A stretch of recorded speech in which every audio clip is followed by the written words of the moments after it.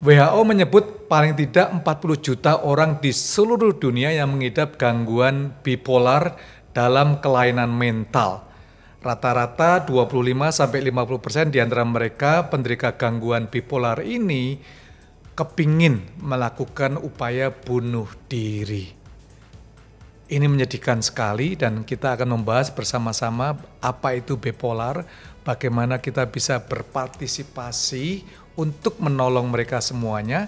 Dan saya Jimmy Untoro dalam Satu Cerita untuk Indonesia, dan kita akan membahas dengan pendiri dari komunitas Bipolar Care Indonesia atau BCA, yaitu Mbak Igi Oktamiasi. Mbak Igi, apa kabar? Baik, Pak Jimmy. Sehat-sehat semuanya Mbak Igi? Sehat.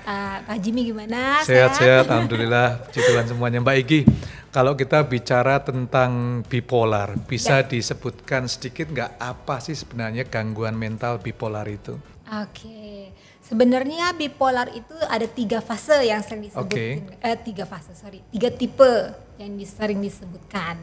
Jadi ada bipolar tipe 1, bipolar tipe 2, dan siklotimik. Jadi kalau bipolar tipe 1 itu yaitu yang mania dan depresi. Kalau tipe 2 itu yang hipomania dan depresi. Kalau siklotimik itu biasanya gejalanya lebih ringan tapi mood swingnya tuh lebih cepat begitu. Siklus moodnya lebih cepat gitu.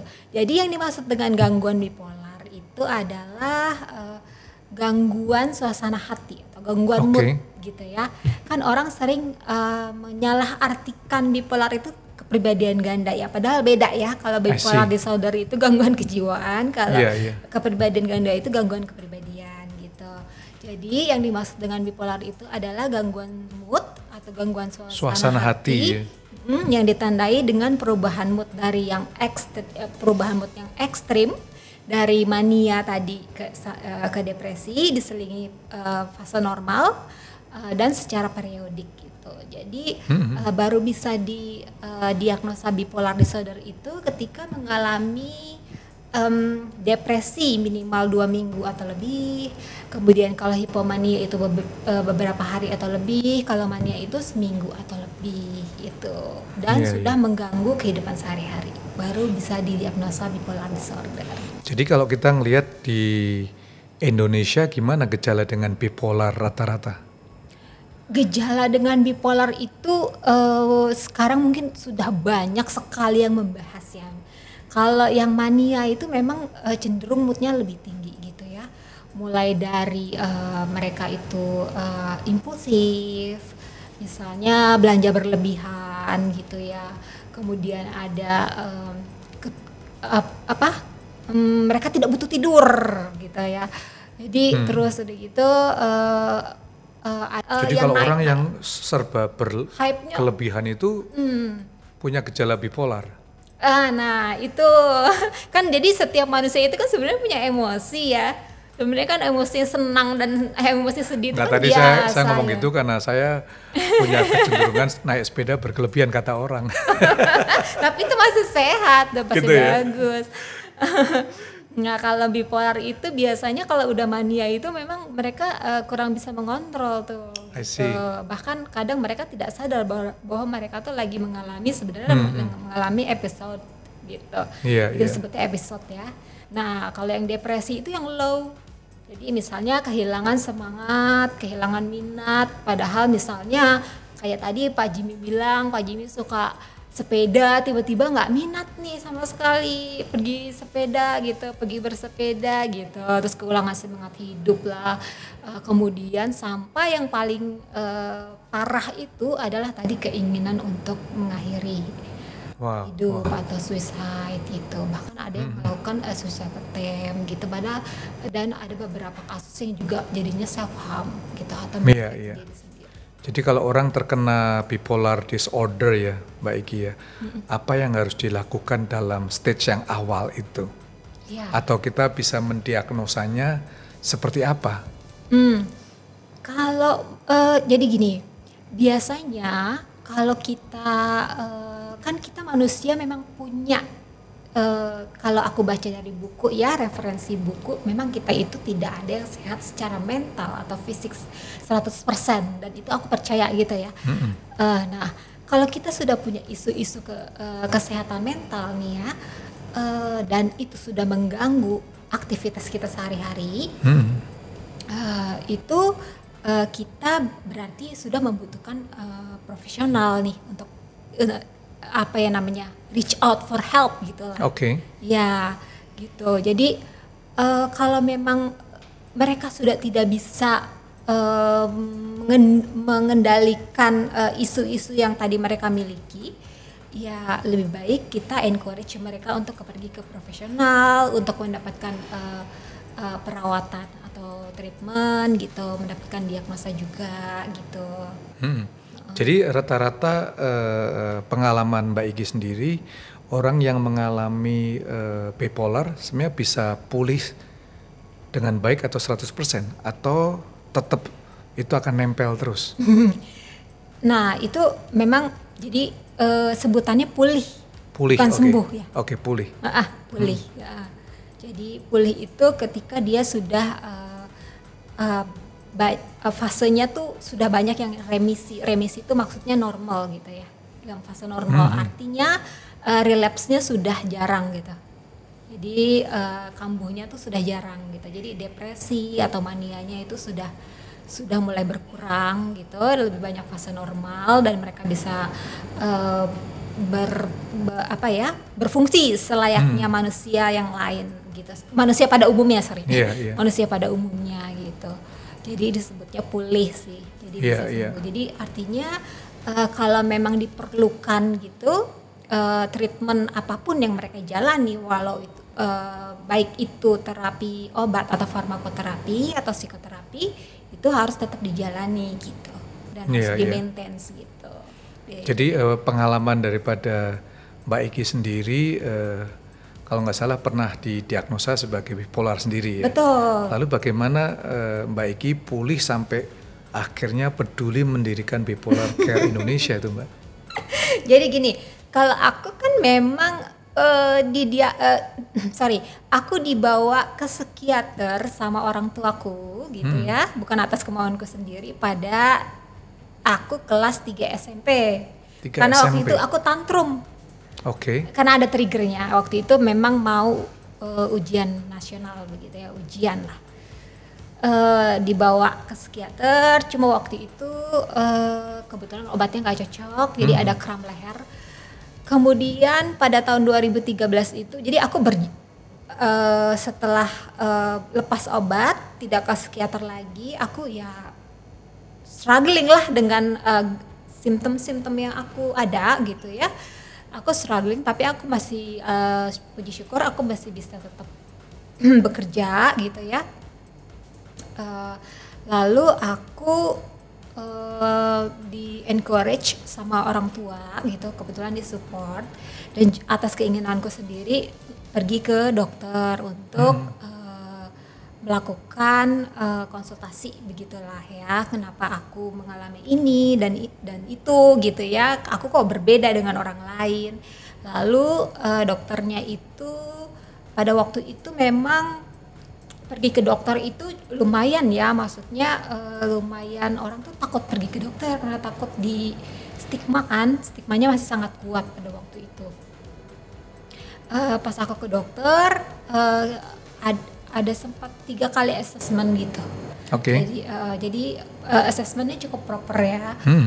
Jadi walaupun aku tidak ada assessment tertulis, tapi aku waktu itu di interview, bahkan orang tuaku di interview sampai akhirnya keluar diagnosa bipolar disorder. Jadi itu berapa lama prosesnya sampai pulih? Oh, itu by the time ya, itu harus nah ini untuk para newbie ya. Jadi kalau newbie sekarang tuh mereka berpikir bahwa dengan mereka sudah pergi ke dokter mendapatkan treatment, tapi mereka berpikir kok kualitas hidup saya tidak meningkat ya, kok kualitas hidup saya kok tetap begini, stuck gitu. Nah sebenarnya selain minum obat atau treatment apapun yang mereka pilih itu, sebenarnya pola pikirnya juga mindsetnya harus dirubah gitu. Jadi ada effort yang harus aku lakukan, yang harus mereka lakukan gitu. Kalau misalnya aku contohnya gitu ya, ketika bangun tidur gitu ya, itu kan biasanya low mood tuh. moodnya low. Bangun tidur, oke. Low gitu. Kayaknya selalu begitu. Selalu, setiap pagi. Jadi rasanya mau pergi ke kantor tuh sulit. Males gitu. Ya, males. Tapi kalau kita turutin, kita akan stuck terus di tempat tidur sampai besoknya.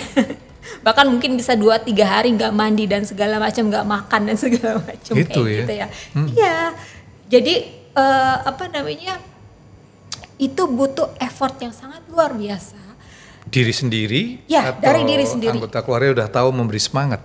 Kalau aku kebetulan sudah mandiri ya. Okay. Kalau untuk hal yang seperti itu gitu ya.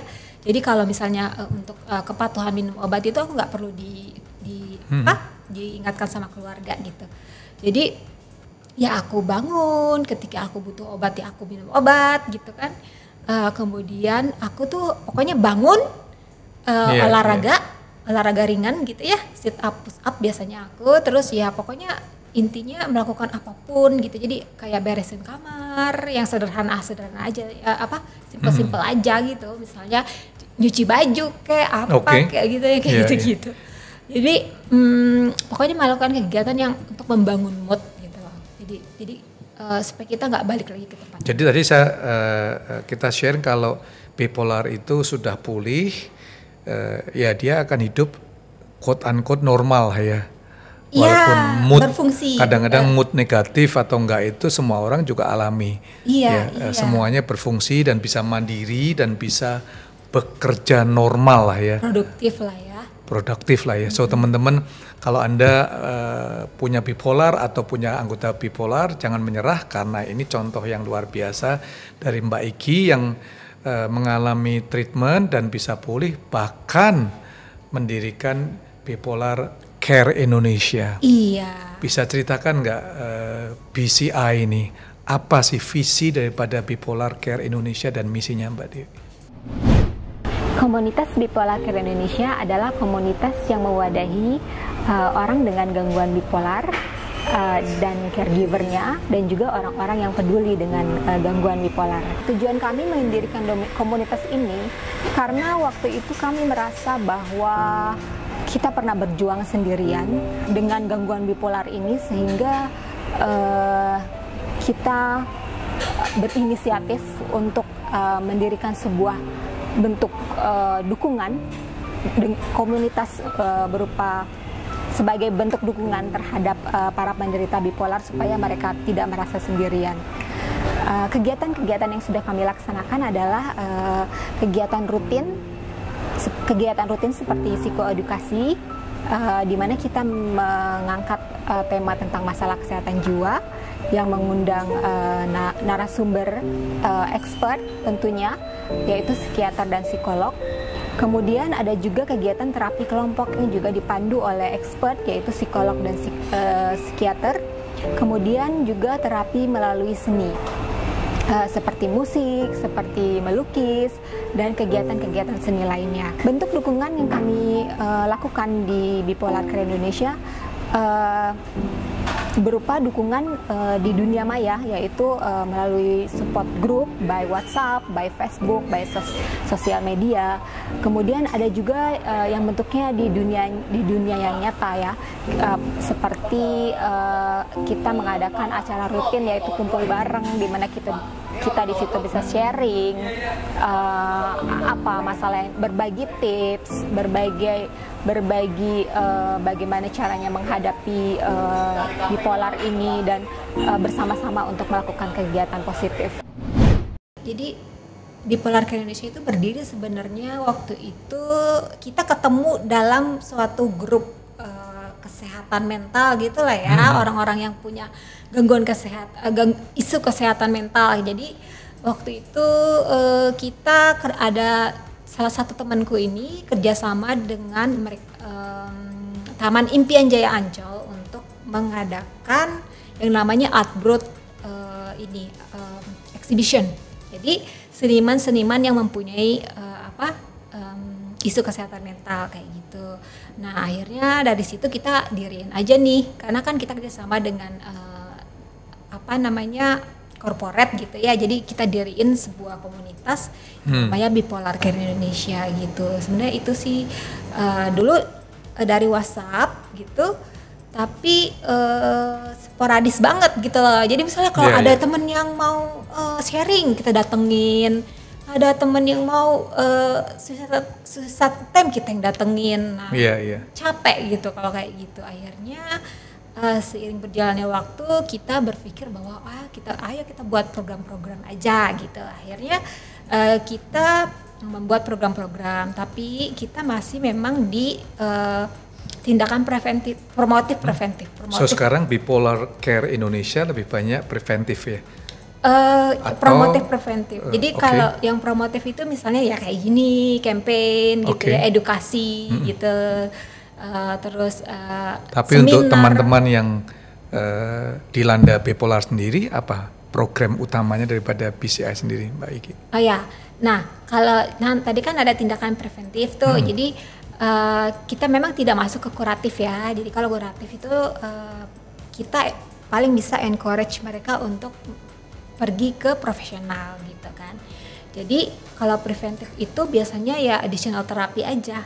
Jadi bentuknya kegiatan positif yang dilaksanakan bersama-sama sebagai bentuk katarsis. Katarsis itu maksudnya pelepasan emosi. Tujuannya supaya teman-teman itu tidak mengalami kekambuhan gitu ya, atau kekambuhannya berkurang lah minimal gitu ya. Jadi biasanya kita tuh ada art terapi seni gitu ya, mulai dari seni menulis, seni teater, seni musik dan sebagainya gitu. Terus kita ada peer support kayak NE atau EE gitu. Jadi sesama teman-teman yang memiliki bipolar disorder, kita membuat support group di mana kita di situ saling sharing dan saling memberi support satu sama lain. Iya. Gitu. Wow.